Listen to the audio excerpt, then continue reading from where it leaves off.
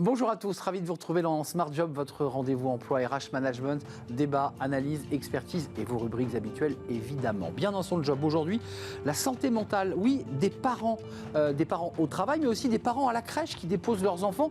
Bah oui, c'est un endroit évidemment où le stress est là et on va en parler avec Marine Desandres, elle est cofondatrice de Les Parents Zen, elle est notre invitée. Le cercle RH, l'amitié au travail. Bah oui, on a tous eu des potos, des copains, des amis au travail. C'est à double tranchant. On va en parler avec nos invités. Il y a beaucoup d'études sur ce sujet. Amitié ou amicalité d'ailleurs, avec Élodie Gentina, Pierre Seznec qui est chef d'entreprise et Emmanuel Joseph Dailly. On fera le point sur cette relation particulière de l'amitié sur le lieu de travail.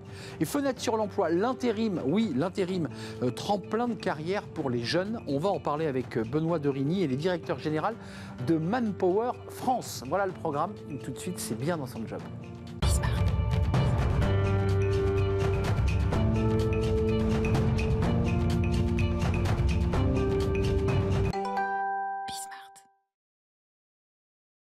Bien dans son job pour parler de vous. Alors, vous comme collaborateur, mais vous comme parent, maman, papa, qui avant d'aller travailler, poussez rapidement votre poussette ou déposez votre enfant à la crèche d'entreprise, crèche publique ou privée. Marine Desandres, merci d'être avec nous, cofondatrice de Les Parents Zen. Bonjour. Et vous ouvrez une porte très très intéressante, très novatrice sur la santé mentale des parents. D'abord, un mot sur l'origine de cette réflexion. Après tout, c'est vrai que c'est un lieu particulier, la crèche. On y dépose aussi son stress, on y dépose son enfant, mais son stress aussi. Alors c'est pour ça qu'on s'appelle les parents zen. Le but, c'est que les parents n'aient pas de stress quand ils laissent leurs parents à la crèche, leurs enfants à la crèche. Oui, c'est ça. On peut laisser ses parents, mais c'est plus compliqué. Lapsus. Ils puissent aller travailler sereinement. C'est ça l'objectif. Ça veut dire qu'il y a une réflexion importante pour les équipes qui sont dans la crèche et qui voient en contre-champ arriver les parents. Et qui voit quoi? Du stress, de l'inquiétude, parce qu'on dépose la chose la plus importante que l'on a dans sa vie. Ça oblige quoi? Une posture, une manière d'être des équipes qui sont dans votre entreprise? Bien sûr, enfin, les pros de la petite enfance qui sont dans nos crèches sont formés pour accueillir les parents, pour justement organiser des événements pour traiter de certains sujets, pour les aider à mieux vivre leur parentalité. Donc ça, c'est un sujet évidemment important. Puis vous portez aussi, je dirais, un double sujet aussi important d'ailleurs. RH, révolutionner votre entreprise en cultivant la parentalité. Oui, c'est un livre blanc qu'on a édité cette année et c'est vraiment la Bible des RH. Il y a des cas clients de ce que font nos clients de super pour accompagner la parentalité en entreprise. Et justement, c'est très important, c'est un enjeu très important pour réduire le stress des parents. Soutien à la parentalité et aux enjeux de santé mentale. Oui. Et puis un autre sujet que je trouve très intéressant, parce qu'on a des enfants à des âges très divers, et qu'on n'aborde pas le sujet de la même manière, dites-vous dans ce livre blanc, en fonction de l'âge des parents, c'est bien ça? Tout à fait, oui, dans le baromètre, on a bien vu que, évidemment, les parents de moins de 45 ans qui ont plus des enfants en bas âge demandent en priorité à leurs entreprises des places en crèche, et évidemment, les parents de plus de 45 ans, eux, demandent plus de flexibilité au travail. Alors, il y a quand même un sujet, on en parle beaucoup, les entreprises font beaucoup d'efforts, mais dans le troisième constat de ce livre blanc, les services parentalité proposés par les entreprises, pas toujours alignés ou peut-être pas toujours à la hauteur des attentes des parents. Est-ce que c'est les parents, donc les collaborateurs, qui sont là aussi un peu trop exigeants, ou on a encore un peu de chemin à faire? Non, parce que c'est pas une question d'exigence, en fait, c'est une question que ça colle pas tout à fait avec les attentes. Et en fait, quand on est RH, la meilleure chose à faire, et d'ailleurs c'est ce qu'on fait pour nos clients, c'est d'abord de mettre un diagnostic, d'étudier vraiment les besoins des collaborateurs parce que c'est notre job d'accompagner les entreprises pour mettre en place leur politique parentalité. Et d'une société à l'autre, même si deux sociétés peuvent avoir le même nombre de collaborateurs, ça ne va pas être les mêmes âges de parents, les mêmes âges des enfants et pas les mêmes besoins, les mêmes attentes.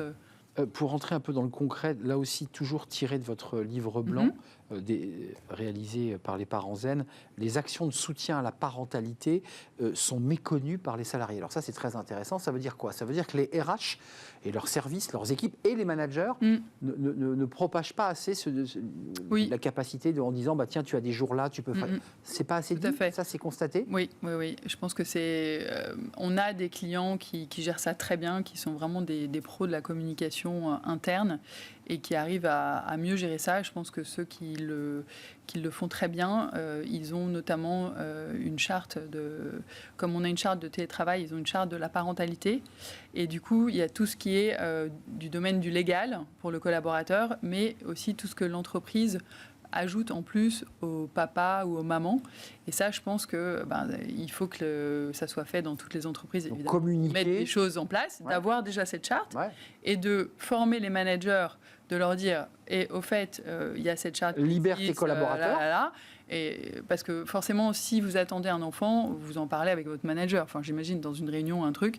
Donc là, le manager peut dire, au fait, tu sais, on a cette charte, tu te souviens. Oui, puis il peut y avoir les réseaux internes de l'entreprise qui permettent d'informer. Oui. Dès l'onboarding, j'imagine qu'on peut déjà informer le collaborateur de tout ce que l'entreprise fait. Oui, mais le problème, c'est qu'on a trop d'informations. Donc, il y a un moment, on n'est pas concerné, ça nous passe au travers. C'est vrai. Enfin, il faut être concerné. Enfin, c'est peut-être une question posée par le RH ou le recruteur qui Tout à fait. Voilà. Mais j'ai déjà eu des cas de figure où, alors, j'ai déjà eu des entreprises où j'avais des commerciaux qui me disaient c'est la cata, on mettait en place les places en crèche dans l'entreprise et des grosses boîtes. Et il n'y avait pas d'inscription au bout d'une semaine, il y avait 0 demande de parents. Aucune communication ? Normalement, si. Les RH, nous, on prépare un kit de com, mais le problème, c'est qu'on n'a pas accès, pour des raisons de GRPD, aux bases, enfin, directement aux parents. Et là, donc, moi, je dis, bon, OK, pas de problème, je prends mon LinkedIn et j'envoie un petit message à tous les cadres en disant... on est trop content de... Voilà. Et il y en a plein qui... Enfin, ils ne savaient pas, en fait. C'est ça, on est d'accord. Voilà. Ça... Et il y en a même qui m'ont dit, tiens, mon manager va être papa, je lui en parle. C'est ça, donc chacun pouvait faire circuler l'info, donc ça veut dire que ce n'était pas descendu. Merci Marine de Sandre, avec ce livre blanc, avec notamment des enjeux de santé mentale, parce qu'il y a aussi ce chiffre de 23% de collaborateurs. Qu'on peut trouver, que vous pouvez trouver sur notre site internet. Voilà, vous trouvez sur notre site internet. Les parents zen. Rubrique, livre blanc. Et, merci. Merci Marine de Sandre, cofondatrice de Les Parents Zen. Merci de nous avoir rendu visite. On est zen quand vous venez, on est bien. On tourne une page, puis on s'intéresse à l'amitié, parce que vous dirigez une entreprise. L'amitié en entreprise, compliqué ou pas Est-ce qu'il y a des difficultés à être amis On va en parler avec des experts et des spécialistes du sujet. C'est le Cercle RH, c'est tout de suite.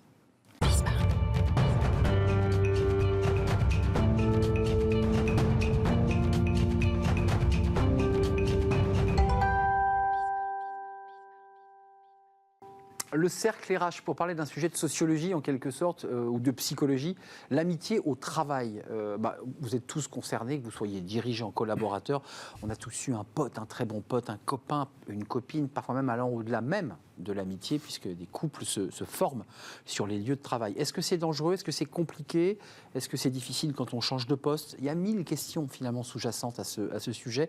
On en parle avec des spécialistes dans leur domaine respectif. Élodie Gentina est avec nous. Bonjour Élodie, je suis très heureux de vous accueillir. Professeure à l'IESEG School of Management, je réussirai à le dire un jour, conférencière et spécialiste de la génération Gen, de la Gen Z.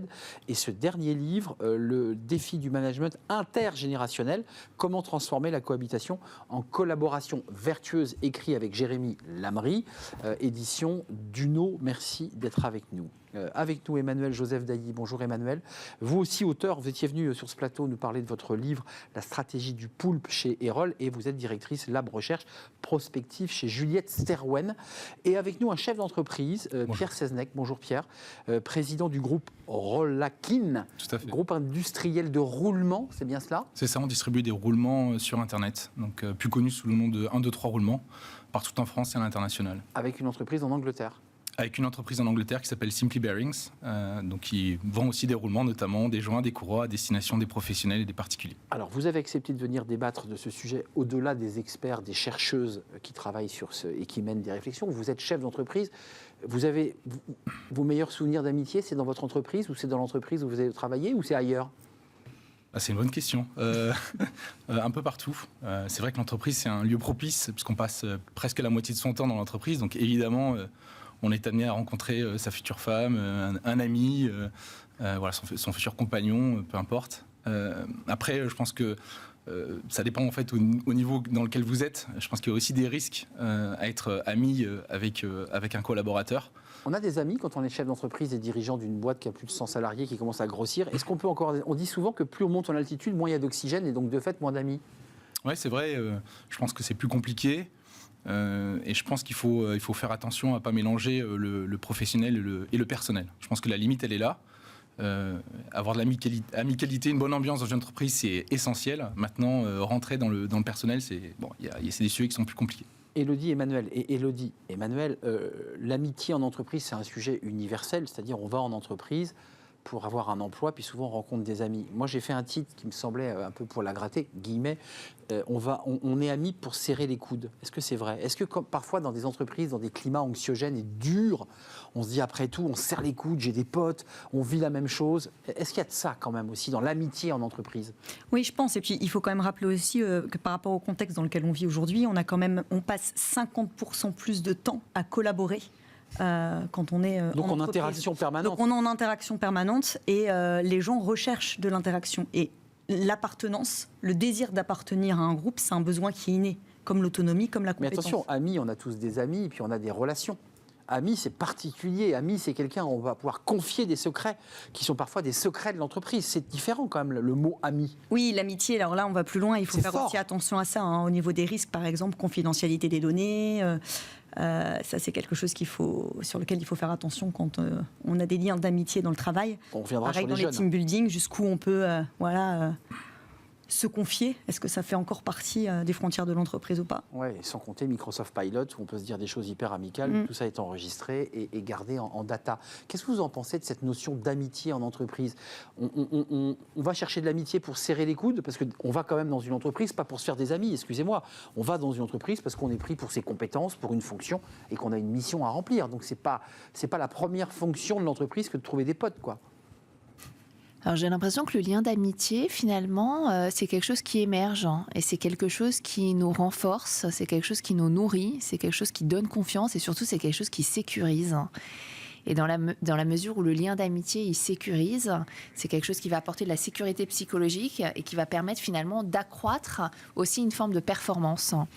Je ne suis pas sûre que ça soit toujours quelque chose qui se recherche. La rencontre d'amitié, c'est-à-dire qu'elle arrive, elle émerge. Et j'aime bien la définition d'Aristote de l'amitié, de ce qui se passe entre deux êtres, le potentiel que ça révèle chez l'autre. Et l'ami, c'est ce qui va révéler, c'est celui ou celle qui va révéler quelque chose chez moi. Quelques chiffres.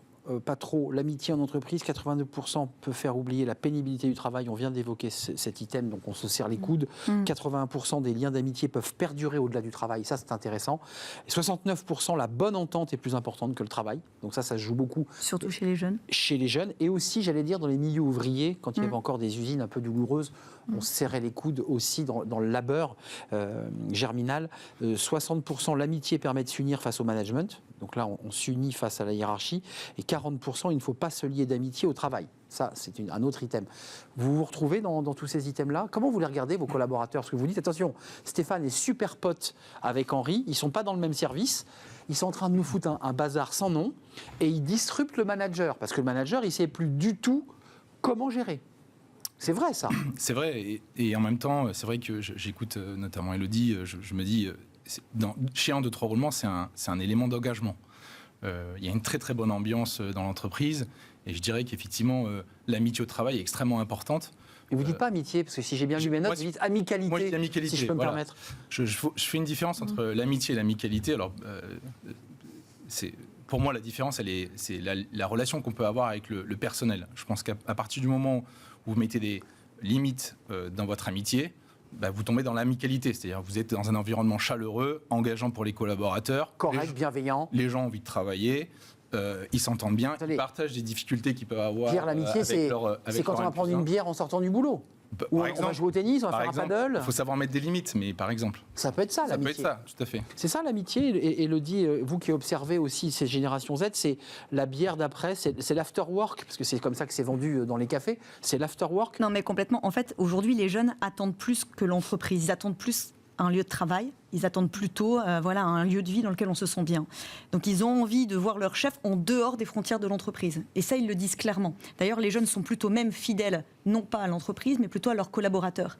Et je me souviens qu'une agence... du lien qu'ils ont avec eux. Et du lien qu'ils ont avec eux. Et il y a même une agence de com qui m'avait fait la remarque, c'était marrant, qui m'avait dit, il y a un jeune à un moment qui arrive en entretien de recrutement et qui m'a dit, voilà, j'ai une requête à vous faire. Je suis prêt à diminuer mon salaire si vous embauchez 2 de mes copains. Et on sait aussi que dans l'entrepreneuriat, les jeunes n'ont pas envie de créer seuls aujourd'hui. Les jeunes veulent créer avec leurs copains. Pour créer quoi, une espèce de bande, de tribu? Ouais, une bande. Et il y a des boîtes aujourd'hui qui travaillent sur le collectif. Regardez Engie, regardez Nestlé, voilà, ils créent des collectifs de jeunes. On ne doit pas isoler les jeunes pour vraiment être sur de la communauté. On ne dit pas des bandes de jeunes qui fait très peur, mais collectif de jeunes, c'est... Collectif de jeunes, on parle même de marketing tribal, de tribu, voilà. Et c'est quelque chose qui est inné en eux. Cet esprit de communauté. Pierre, chez vous, c'est comme ça aussi? C'est comme ça. Et très récemment, ça fait écho à ce que tu dis, Élodie. Très récemment, chez un autre enrôlement, on a mis en place du cooptage. Et c'est assez drôle de voir que finalement, on connaît très bien.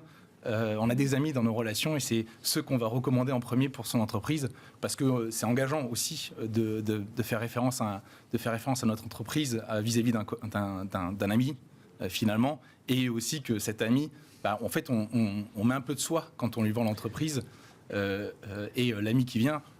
On a une responsabilité qu'on porte aussi vis-à-vis de l'entreprise de faire rentrer cet ami dans l'entreprise. Et donc vous recréez une dynamique de l'engagement, mais je vais noircir un peu le tableau, mais mon meilleur ami, mon pote de bureau, mon pote de rédaction devient chef. C'est pas simple ça, il faut le gérer. Il faut tant celui qui prend les responsabilités doit gérer ça, que celui qui reste au bureau et qui ne sera pas chef.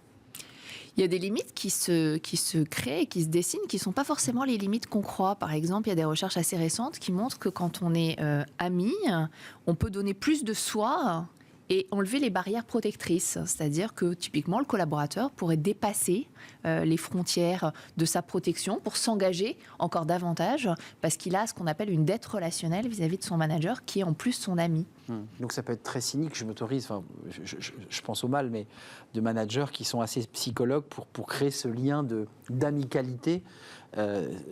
C'est pas faux ce que je raconte. Non, mais complètement. Il peut y avoir ce jeu-là du manager, c'est de l'amicalité, c'est pas de l'amitié. Voilà, on est sur de l'amicalité et on n'est plus sur un manager chef, mais un manager coach. Bienveillant, empathique. Voilà, Jérémy Lamery, sur les compétences, les soft skills, il a travaillé là-dessus. C'est ça qu'on attend. Enfin, c'est ça que les jeunes aujourd'hui attendent. Mais il y a un danger ou pas, vous qui êtes chef d'entreprise? Parce que vous créez des tribus, vous créez des groupes, vous créez des communautés, vous créez de la dynamique. Et vous faites des ambassadeurs aussi, non? Derrière ça. Oui, bien sûr. Et je vois le risque dont vous pouvez... Enfin, moi, en l'occurrence, en tant que patron d'entreprise, il m'est arrivé assez récemment de regarder à deux fois avant de promouvoir un collaborateur parce qu'il avait des liens d'amitié extrêmement importants avec d'autres personnes dans son équipe. Donc c'est vrai que ça pose quand même des questions. Sans lui en... Excusez-moi. J'en ai pas... Peut-être qu'il nous regarde, mais bonjour. Oui. Mais sans lui en parler. Sans lui en parler parce que, après il y a aussi le comportement du collaborateur. Est-ce que la personne est capable, a les compétences, mais pas seulement la connaissance, bien sûr. La compétence managériale. Et puis il y a aussi finalement aussi ses relations dans son équipe parce que quand il crée des liens très personnels avec la personne, c'est toujours difficile d'envisager aussi... je mets un peu les pieds dans le plat, mais bien sûr. C'est plus compliqué d'envisager la promotion de cette personne.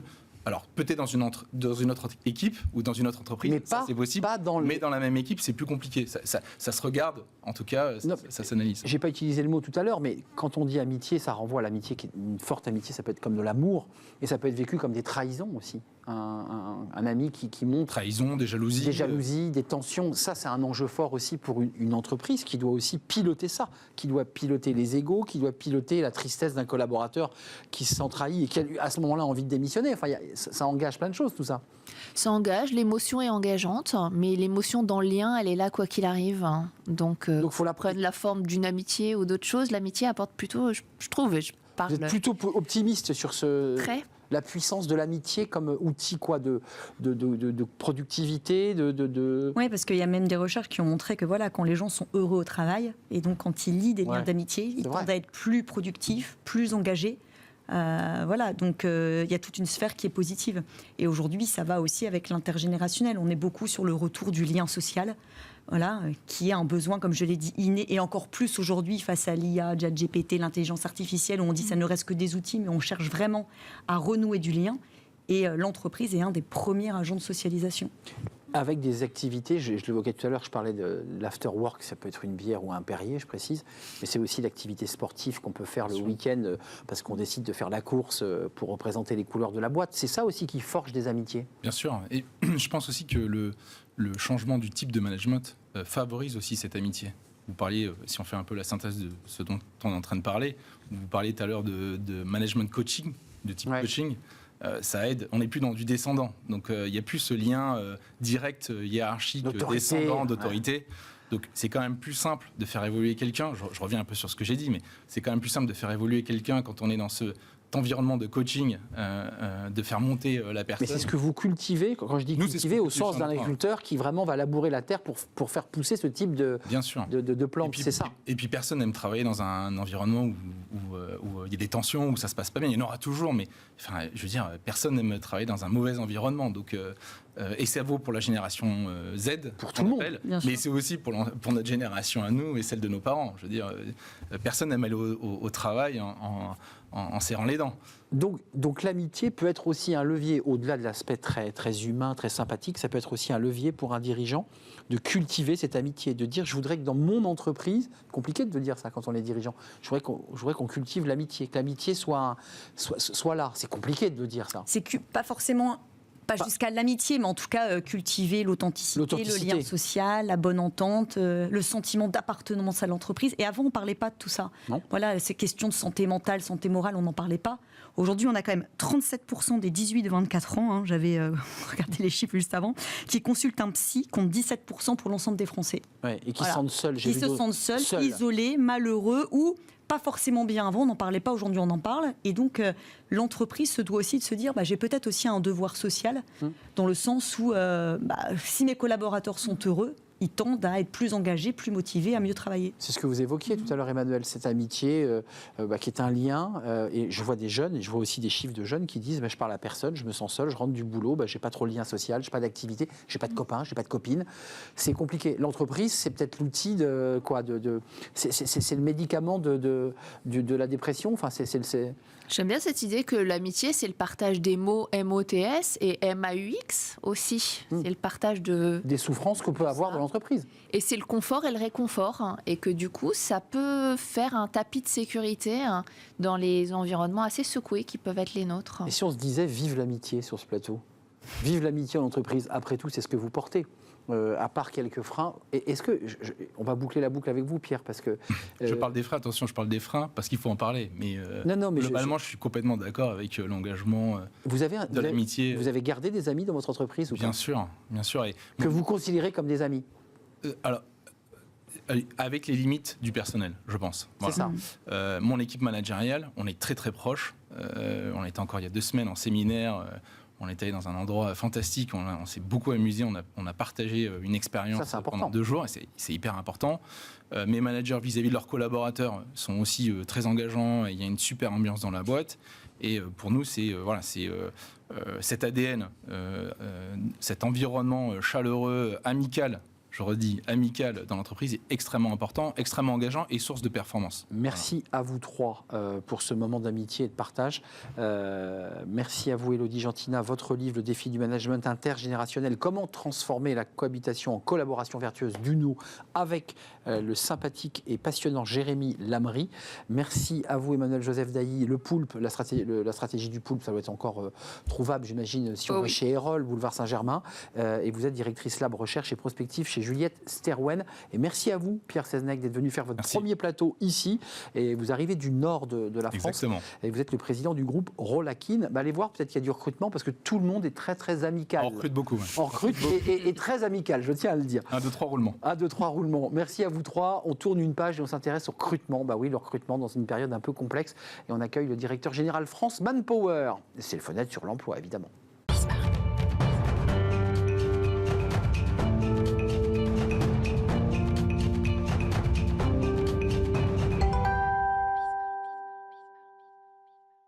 Fenêtre sur l'emploi pour parler de l'intérim et de l'intérim chez les jeunes. C'est très intéressant, qui peut être un marchepied, un début de carrière pour démarrer une carrière dans l'industrie ou ailleurs d'ailleurs. Benoît de Rigny est notre invité.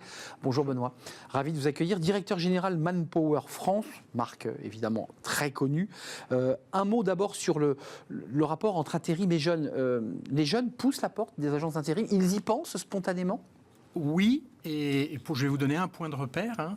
On a à peu près 36% de nos intérimaires qui ont entre 18 et 25 ans. et c'est même 1 sur 2 qui a moins de 30 ans. Donc c'est vraiment, vraiment pour eux un réflexe que de penser travail temporaire. 77% d'entre eux, d'une manière générale, considèrent que le travail temporaire est une façon d'enrichir leur expérience professionnelle. D'enrichir, et parfois même de goûter. Quand on écoute des jeunes, on dit je vais tester et je ne peux pas m'engager, je vais passer d'abord Absolument. par une agence d'intérim. Ça, vous le ressentez aussi? Absolument. Alors en fait, ils viennent vers nous pour 2 raisons. Première raison, c'est exactement celle que vous exprimez, c'est-à-dire j'ai envie de tester des secteurs d'activité, tester des métiers, tester parfois aussi une notion de proximité de leur domicile, puisque nous avons 600 agences partout en France. Oui, donc ils viennent maillage. pour augmenter leurs expériences et affiner leurs préférences. Et puis, il y a ceux aussi qui viennent l'été, par exemple, parce qu'ils veulent gagner un peu de sous et que c'est une très bonne solution que de travailler en juillet, en août ou les 2 mois sur une formule qui est évidemment économiquement souvent mieux rémunérée qu'une situation classique. Alors, c'est aussi le ressenti, c'est intéressant parce que pour les jeunes étudiants ou pour ceux qui goûtent, il y a quand même 55% qui se disent très satisfaits de son agence d'intérim, qui est plutôt bon signe aussi sur le travail que vos équipes mènent dans l'accueil, dans l'accompagnement, et puis la façon dont on va accueillir le jeune dans l'entreprise. C'est important, c'est les premières expériences qui comptent. Oui, et on y fait extrêmement attention. On a fait, nous, bouger légèrement notre axe de communication. Notre enseigne, vous le rappeliez, c'était Manpower. Et en fait, on y a ajouté le mot H et U, Human Power, en s'accrochant en fait avec une attente des jeunes qui est de révéler son potentiel et de choisir son destin. Et donc, c'était une façon de nous adresser plus spécifiquement à eux. Et manifestement, ça porte ses fruits parce que vous citiez le mot de 55%. En fait, c'est même pratiquement 90% si je prends les plutôt satisfaits, les satisfaits et les très satisfaits. C'est exact. Un mot sur le CDI intérimaire, parce que depuis 10 ans, je crois que vous en avez signé des centaines et des milliers. C'est quoi exactement? Pourquoi cette formule fonctionne bien? C'est un contrat que la profession, avec nous évidemment, nous avons porté, qui, moi, de mon point de vue, est assez audacieux, parce que ça essaye de prendre le meilleur des 2 mondes. D'un côté, on va offrir à un jeune, ou quel que soit son âge d'ailleurs, mais particulièrement des jeunes si on le souhaite, un CDI, donc ça a la structure d'un CDI. La sécurité de l'emploi. Absolument, voilà. Avec tout ce que ça comporte, y compris des périodes de formation en intermission, et du côté des clients qui nous font confiance, ça a toutes les caractéristiques du travail temporaire. Donc nous, on prend d'une certaine manière un risque, mais plus exactement un engagement. C'est vous qui prenez le contrat en fait. Oui, absolument. Et il est porté par nos équipes. On a des équipes qui sont vraiment consacrées là-dessus, on a appelé ça des agents de talent, qui visent à construire des trajectoires professionnelles avec celles et ceux qui nous font confiance. Juste un mot, secteur industriel, parce qu'on parle aujourd'hui d'industrie, on nous annonce 2025 des plans sociaux en cascade dans plusieurs sites et entreprises industrielles. Le CDI intérimaire a bien marché dans l'industrie. Il marche dans tous les secteurs, particulièrement dans l'industrie. Il reflète globalement ce qu'est le travail temporaire. Le travail temporaire, c'est 40% d'industrie, 20% de BTP, et le reste, c'est du tertiaire. Donc on en trouve dans tous les secteurs d'activité. Oui, ça marche. Et il y a un élément que peut-être je peux préciser qui est vraiment extrêmement intéressant, c'est que sur 100 personnes en CDI intérimaire chez nous, chaque année, il y en a 70, donc 7 sur 10, qui nous quittent, qui démissionnent parce que précisément ils ont une proposition chez l'un de nos clients, soit en CDD, soit en CDI. Donc évidemment, nous on est triste de les voir partir. L'antichambre de l'emploi. Mais il y a une vraie fierté parce que ça veut dire que le dispositif a fonctionné. Et donc ça veut dire aussi que vos clients en reviennent pour vous dire, nous on est très contents du CDI intérimaire. Vous pouviez nous le remplacer. De fait, puisque c'est aussi l'intérêt de Manpower. Merci Benoît de Rigny, vous me disiez qu'il faut être résilient parce que la période qu'on nous annonce est complexe quand même. Pour vous et pour tout le monde. Pour tout chef d'entreprise, on est dans une situation un peu d'attente et que l'incertitude n'est jamais très confortable pour construire l'avenir. Merci Benoît de Rigny d'être venu nous éclairer avec autant de précision sur ces sujets, notamment de cette relation entre l'intérim et les jeunes. Ça fonctionne très bien. Merci, directeur général de chez Manpower. Alors, You Manpower France, c'est ça, puisque vous avez... C'est Manpower France et notre campagne, c'est Human Power. Merci à vous. Merci de votre accueil. Merci à vous qui nous regardez et qui êtes des fidèles. Merci à tous ceux qui réagissent sur les réseaux sociaux. Merci à toute l'équipe. Merci à Xavier à la réalisation. Merci à Saïd au son et merci à Nicolas Juchat, évidemment. Et je vous dis à très bientôt. Bye bye.